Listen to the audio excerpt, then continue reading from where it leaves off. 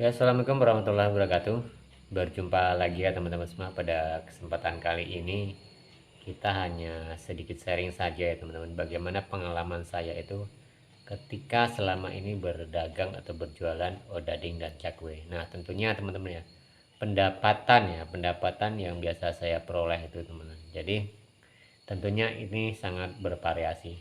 Nah, oke teman-teman ya, sebenarnya pada saat ini saya sendiri kemarin sudah saya jelaskan ya teman, bahwa sedang tidak berjualan, tetapi kita masih punya dagangan juga walaupun orang lain yang memegangnya.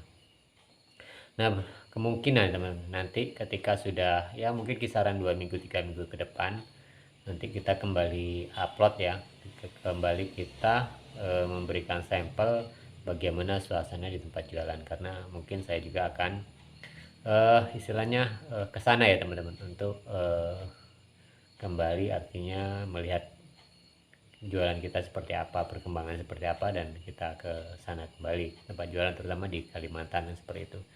Nah teman-teman ya, berdasarkan pengalaman saya gitu kan, berapa sih penghasilan yang pokok ya teman-teman, kalau kalau di masa-masa sekarang, dan berapa yang paling banyak yang pernah saya dapatkan. Nah, kalau saat ini ya teman-teman, kita itu berjualan tidak terlalu banyak omsetnya. Mungkin kisaran sehari itu hanya 500, kadang 600 seperti itu. Nah, jadi kalau dihitung-hitung ya mungkin pendapatan bersihnya ya mungkin 40% lah umpamanya seperti itu kan. Ya kita juga masih dapat umpamanya 200-300 ribu per hari kan seperti itu. Kalau 30 berarti kan kita masih punya apa ya, pendapatan bersih ya mungkin di atas 5 jutaan kan seperti itu kan. Nah, itu pengalaman ketika di masa-masa yang seperti ini ya teman-teman, di masa-masa yang masih dengan suasana agak sulit ini, karena memang perekonomian kita itu belum seberapa mendukung ya teman-teman.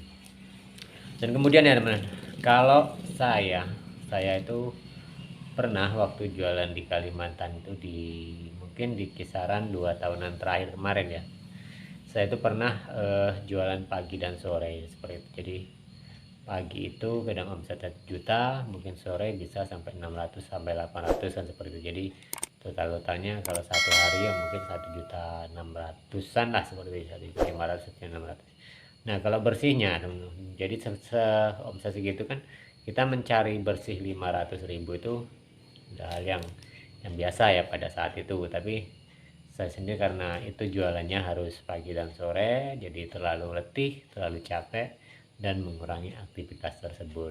Nah, jadi itu contohnya teman-teman, sewaktu saya jualan dulunya di Kalimantan. Tetapi sebelum itu pernah juga ya teman-teman, saya itu jualan di Palembang, karena di sana itu apa ya, dulu itu masih bagus ya teman-teman sebenarnya itu tapi itu udah sangat lama sekali, di tahun 2014. Nah, omset di sana itu memang jualan hanya pagi saja, zaman segitu itu sudah di atas 1 jutaan setiap harinya. Jadi sebenarnya itu lumayan ya teman-teman.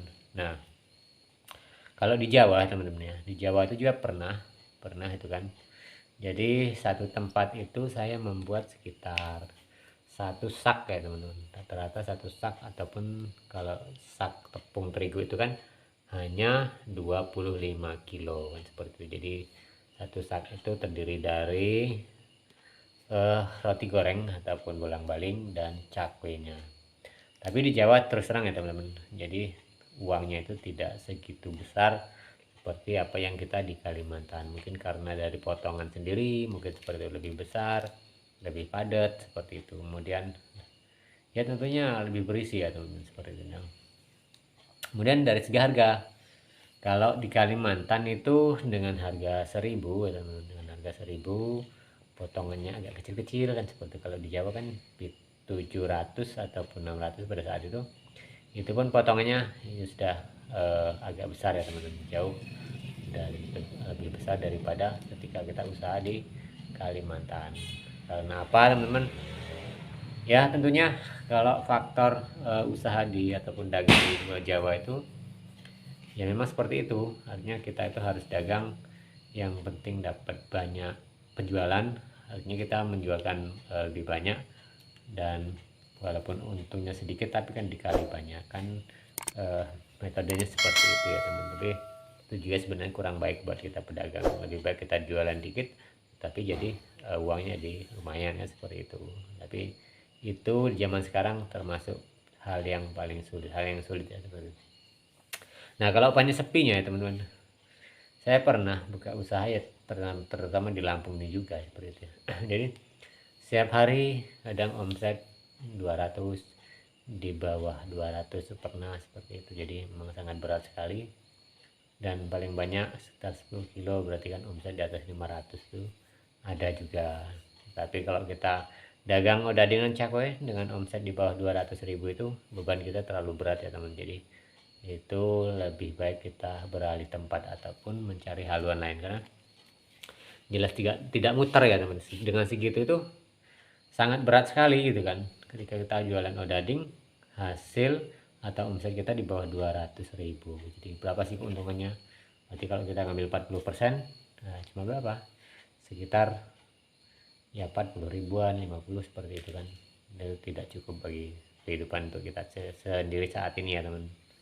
Nah jadi itu ya teman, sedikit pengalaman saya tentang bagaimana jualan itu ya teman.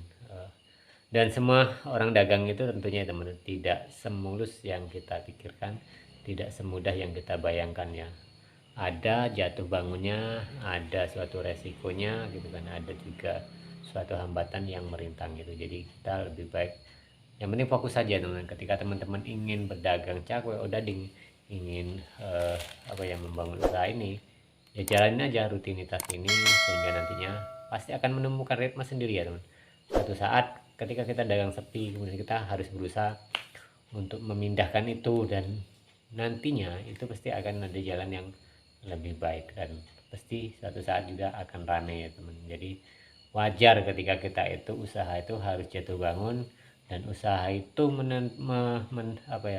banyak rintangan sehingga kita sendiri kadang dibuatnya jerah seperti itu.